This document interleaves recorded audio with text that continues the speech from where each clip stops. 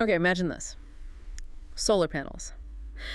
But not just sitting there soaking up sun. Imagine them actually working better, or maybe even generating extra power when it starts pouring rain. Yeah, it sounds completely backwards, doesn't it? Totally counterintuitive. Right.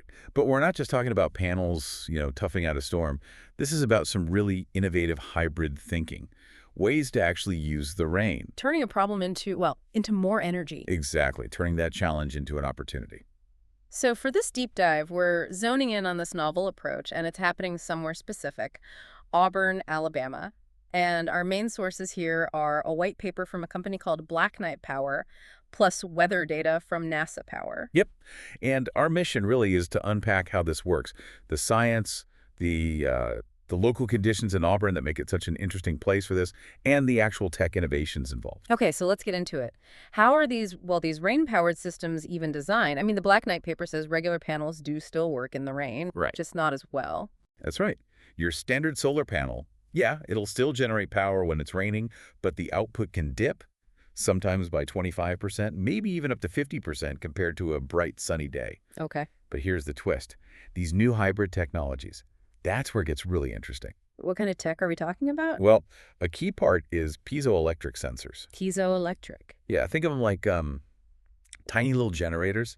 They create an electrical charge when you put mechanical stress on them, like, say, the impact of a raindrop landing. Huh. So raindrops hitting the panel frame could actually generate power? Precisely. You attach these sensors, often right onto the panel frames, and they convert that kinetic energy, the motion of the raindrops, into usable electricity. Wow. How much are we talking? Well, early prototypes are showing, depending on the exact setup, maybe up to 2.62 volts from a single drop. So during a real downpour, that starts to add up. It can actively help, supplement the energy storage, keep batteries charged, even when the sun's hidden and it's raining. Okay, that's the new tech. But does rain do anything good for just normal, regular solar panels? I always just figured rain was bad news for solar. That's a great point. And actually, yes, rain isn't all bad, even for conventional panels.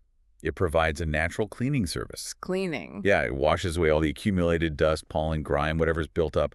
That stuff can actually cut down efficiency by, say, 5 to 15% during dry spells. So a good rain shower can actually boost the panel's baseline performance afterwards. Huh. A free cleaning service from the sky. I like it. And you mentioned Auburn earlier. Its climate makes it particularly interesting for all this. Exactly.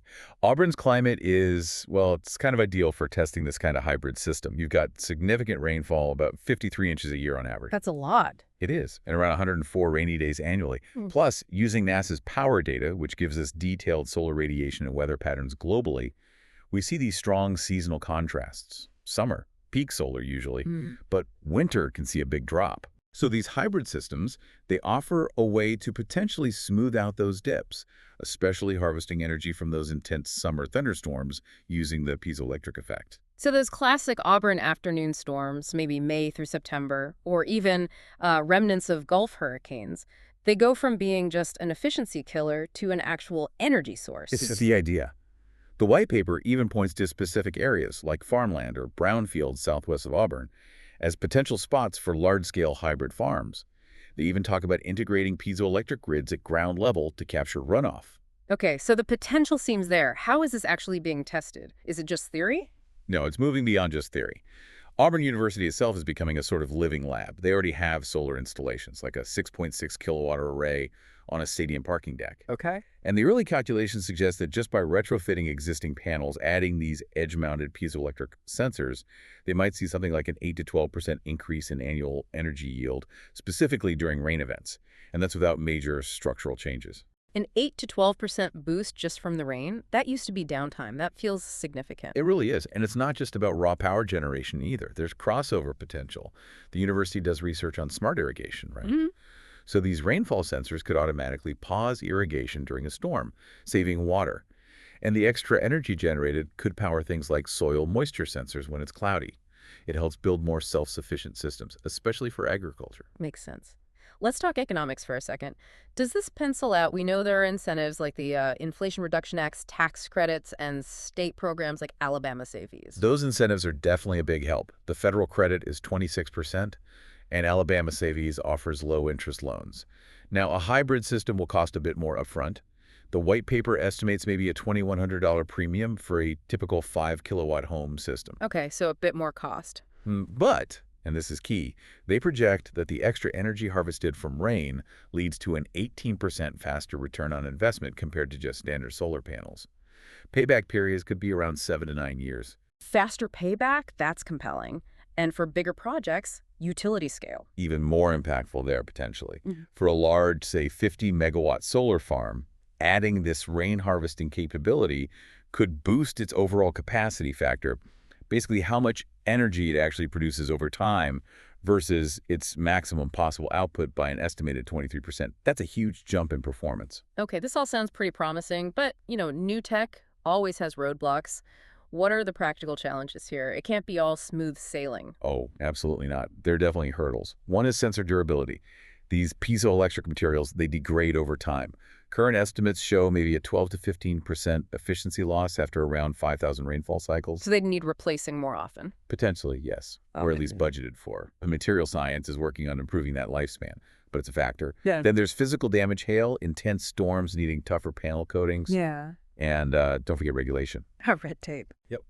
Getting zoning approved for these dual-use agricultural sites or navigating the rules for grid-tying hybrid systems that can add delays and complexity. Standard stuff for new energy tech, but still challenging. So wrapping this up then, what's the big picture takeaway for energy's future, especially in a place like Auburn? Well, I think Auburn, with its specific weather patterns, really stands out as a prime location, a test bed for these solar rain hybrid systems. Yes, the current rollout is still limited, but you've got this convergence, you see. University research, better materials coming online, and that perfect climate. It seems like a clear path forward. It does, a path towards boosting renewable energy use significantly.